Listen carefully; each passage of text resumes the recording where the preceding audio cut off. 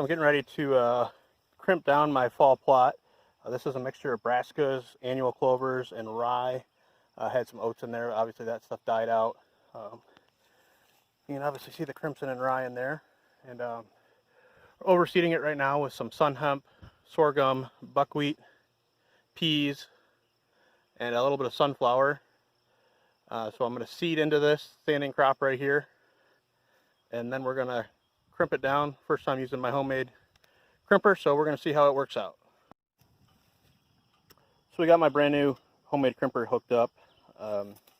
Fabricated this out of a lawn roller and some 1.5 inch angle iron, welded it on there at a 7.5 inch spacing. I kind of did it in this flying V pattern.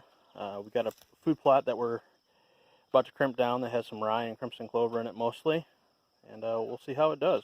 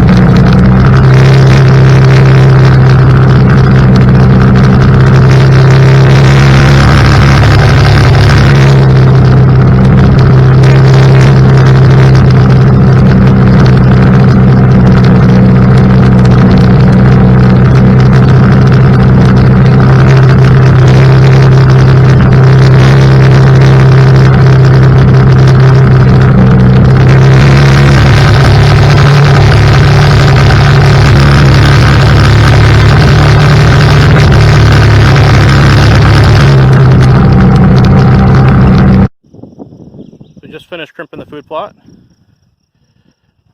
about an acre here total. And overall, I think we did pretty good.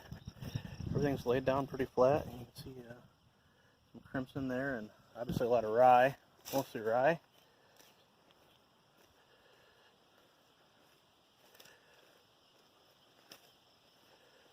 So hopefully this will help increase the organic matter of this plot and help build up my soil health. We'll check in a few weeks and see how the plot's doing.